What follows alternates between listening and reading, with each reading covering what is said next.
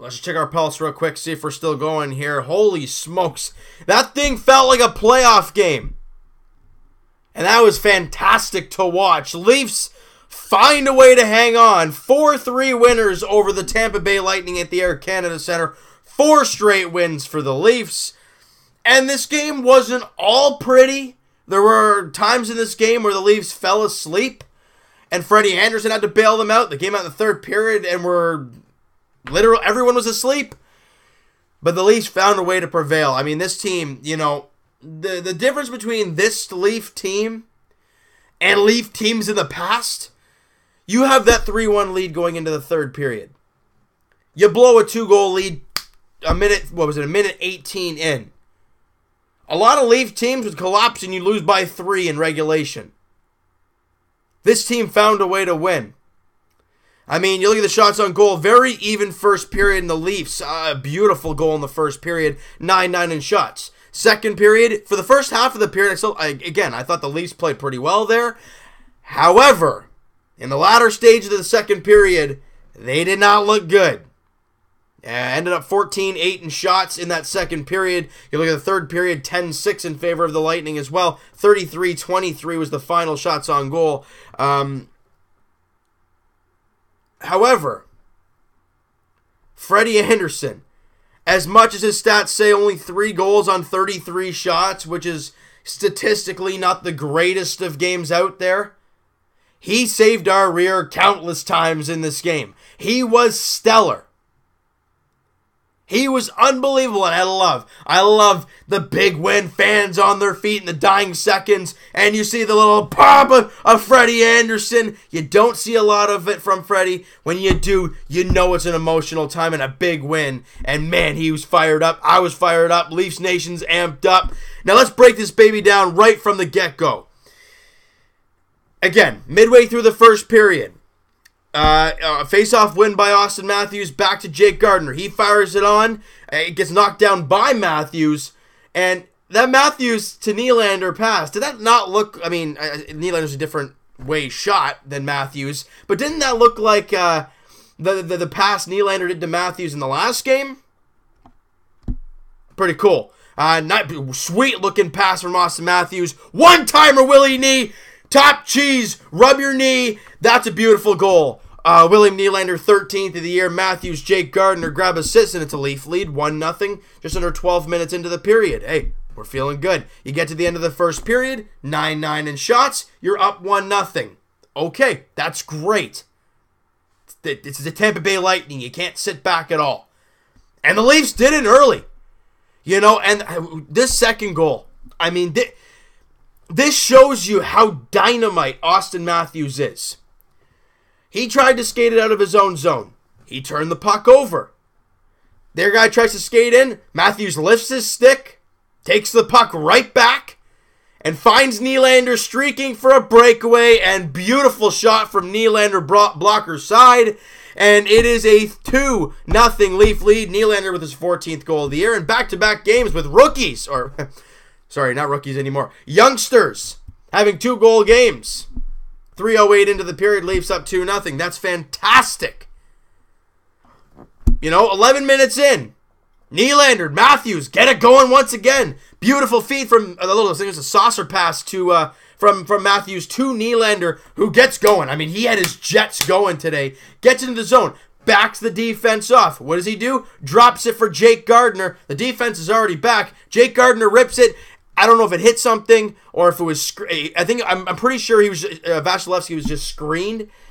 Jake Gardiner finds a way. I think it was 5-hole on Vasilevsky. His 4th goal of the season. He's got a 2-point night. 35 points on the season for Jake Gardiner. And the Leafs got a 3-0 lead midway through the second. But you can't let them come back. Well, that happened. Late in the period, just over 4 minutes to play, Alex Killorn scores to make it a 3-1 game, and you head into the intermission up 3-1. Now, we're still okay. We still got a 2-goal lead. This team has been pretty good at holding leads this year. Let's see what they can do in the third period. 58 seconds in, you know, kind of a loopy pass. Ron Hainsey just slaps it right down to Alex Killorn. or to Kucherov, or no, I think it was Killorn who dropped it for Kucherov. Riley, I love Riley offensively, but I'm not sure he had no gap control at all on Kucherov, who had way too much room and ripped it blocker side on Freddie Anderson to make it a 3-2 game under a minute into the third.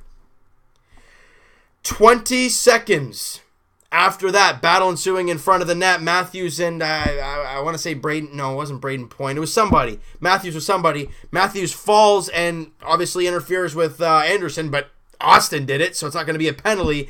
And a redirection from the point, 5-hole on Freddie. A minute, not even a minute and a half into the third, your 3-1 lead. It's a 3-3 game. And you're facing Vasilevsky, who does very well against the Leafs, and the Tampa Bay Lightning, the team who has scored the most goals in the entire league. 3 minutes after that, Bozak shows some determination entering the zone, fires the puck low, gets the rebound he wants right to JVR. He didn't get all he wanted on the puck, but I think it screwed with Vasilevsky a little bit.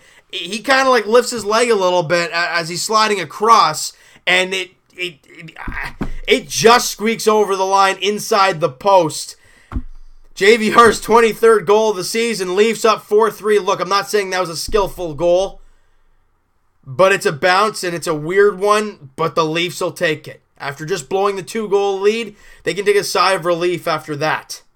But now you got to lock it down. You still got 15 and a half minutes to play. And I got to say, the Leafs did a tremendous job closing that game out. You know, as much as, yes, you blew the 2-goal lead very early in the third period. However, like I said off the top, you know, the Leafs, previous Leafs would have blown that lead and just got slaughtered in the third period. But the Leafs battled back, got the lead, and when they got the lead again, bang, shut the door. I got to give credit where credit is due. Roman Polak down the stretch, I thought he was solid. And that's what you want from him, being solid, being a presence. And he was in that third period, late at least. The Leafs, I mean, they still got some offense in that third period. I think it was one post, they come down the other end, bing, another post. I mean, like I said, this was a playoff type of game. Goalies were standing on their heads. Even though it was a 4-3 game, goalies were playing like crazy. It seemed like every shot was a quality chance. And early in the game, both teams were playing very tentative. And as, like, midway through the period, then the onslaught started and it never stopped. What a game. As much as the, Leafs, if they lost, I would have said, oh, it's stupid. No, it was a solid game if the Leafs lost too. A playoff atmosphere. The fans were amped up in the ACC. I mean, you hear boos when there's no penalty calls. When there was shit, okay, possibly. But again, if they're playing like playoff hockey, the refs got to have the loose whistle. And man, did they have a loose one in this game. I mean, they had 2 power plays, we had 1. Could they have called more? Yeah, but for the most part, they were letting teams play, especially in that third period. Matthews getting tackled and then gets tripped up as well. No call. But you know what? So did we. We got a high stick on Schuster as well. Didn't get called. They were letting the teams play, and it's great because they let both teams play. They didn't just let one team play and call it on the other guys. It's great. And the Leafs come out with the victory. That's the even better thing against a divisional team. Look, let's not start looking about catching Tampa Bay. They're too far away. They're far ahead. Still like, 6 points or so, and they have games in hand. Look, we just got to focus on our Leaf team. We've won 4 in a row. We're 8-2 in our last 10. Over our last 15, we've been freaks. I mean, they just got to keep it going. They really do. I thought this was going to be a real test for this team because the last time you played Tampa, you lost 2-0. You couldn't get any offense. Today, the offense was cooking. And the Leafs got the victory 4-3. All right, so the next game for the Leafs is Wednesday, Valentine's Day. Columbus Blue Jackets come to the Air Canada Centre to take on the Leafs. Leafs are 4-0 so far in their homestand. Got to keep that rolling. 7 o'clock puck drop there. It's probably going to be Freddie Anderson. It's going to be Freddie Anderson. What am I thinking? Just a heads up, guys. I will be at that game. So that video will be out to you guys a little bit later than we're used to. But you guys know the kind of, if you guys have scheduled, okay, when he's at the game, it'll be on around this time. That's what it's going to be like, all right? So I hope you guys enjoyed this one, all right? So that's going to do it for this one, you guys. If you guys enjoyed this video and you guys enjoyed this game, because, boy, this was a nuts game. Hit that like button. I do appreciate that. Hit the subscribe button if you guys have not already. Comment down below what you guys think of this game. Who is your MVP in this game? Would you give it to William Nylander, Austin Matthews, Freddie Anderson? I want to hear what you guys have to say. And we'll talk to you guys Jays Edition Thursday, spring training preview. It's exciting, very exciting.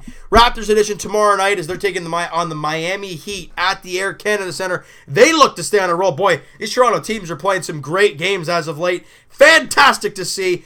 7 o'clock tip-off there. And like I said earlier, Leafs Edition Wednesday, Valentine's Day. Columbus Blue Jackets come to the Air Canada Center as the Leafs look to win their 5th straight. That's a 7 p.m. puck drop. Let's keep it rolling. Let's keep the ball rolling. Let's get into the All-Star break feeling. Wow, I'm thinking basketball here. Let's just keep it rolling. Keep it chugging till the trade deadline. See if Luke can maybe swing Soshnikov and maybe a Levo. I doubt Matt Martin will go, but hey, get something maybe. I don't know. We're just gonna have to wait and see what Lou can do. And Lou, we trust. We'll talk to you guys Wednesday night, hoping for a 5th straight win.